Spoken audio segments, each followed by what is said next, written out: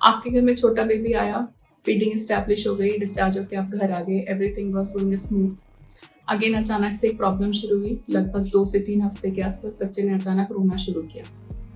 रोते रोते चुप नहीं हुआ, आपकी रात की नींद खराब हो रही है, अब आपको नहीं पता क्या करना। तो एक्सेसिव क्राइम न्यूबॉर्न के कुछ रीज़न होते हैं। आज हम उसी को डिस्कस करते हैं। नमस्ते, मेरा नाम डॉक्टर निरुपमा है और आज डिस्कस करेंगे excessive crime in a newborn age around 2 to 3 weeks.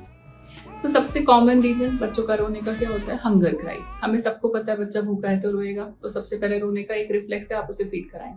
Definitely आप फीड कराएं, but keep check on this कि हमेशा भूखा होने की वजह से ही नहीं रोएगा। There are certain other reasons also. तो और क्या रीजन हो सकते हैं? एक, जैसे डायपर सोक्ड है, सुसु पॉटी किया हुआ है, गीला है, तो आपको वो चेक करना है, डायपर चेंज करना है। डायपर एरिया में कोई रैशेस तो नहीं है, कोई स्वेलिंग तो नहीं है, ये भी आप ही को चेक करना है। डेली चेक करना है, प्राइवेट पार्ट वॉश करना है, क्लीन करना है, हाइजीनिकली रखना है।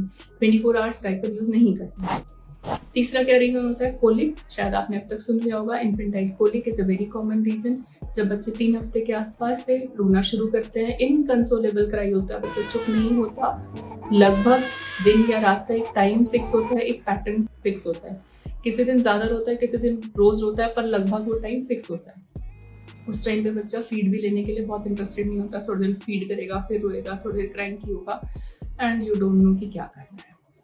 ये टेंडेंसी 3 हफ्ते से शुरू होती है लगभग, और 3-3.5 महीने में ये सबसाइड कर जाती है। कोलिक हार्मलेस है, बहुत ज़्यादा टेंशन नहीं होनी करनी है, लेकिन कोलिक के लिए कुछ चीज़ें कर सकते हैं।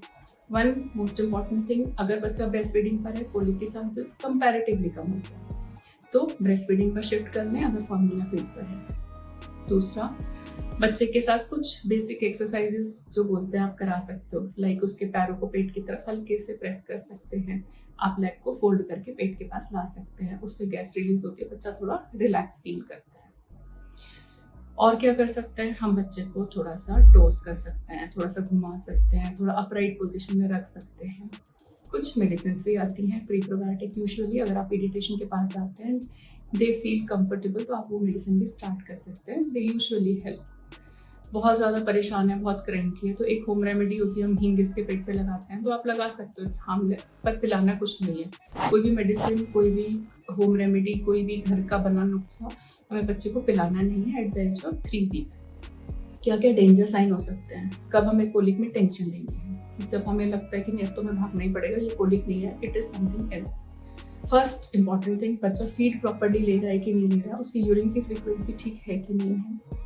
जो पॉटी बच्चा करता है वो नॉर्मल, सेमी सॉलिड या लिक्विड स्टूल होना चाहिए।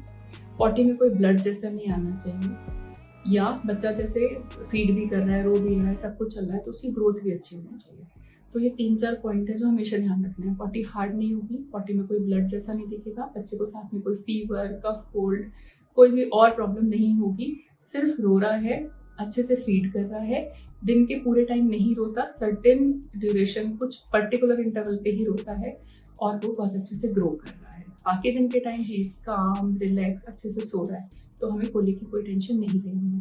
But be careful, danger sign को हमेशा ध्यान रखेंगे। तो यही कॉमन रीजंस होते हैं बच्चे के ना सोने के या बहुत ज़्यादा रोने के। Thank you.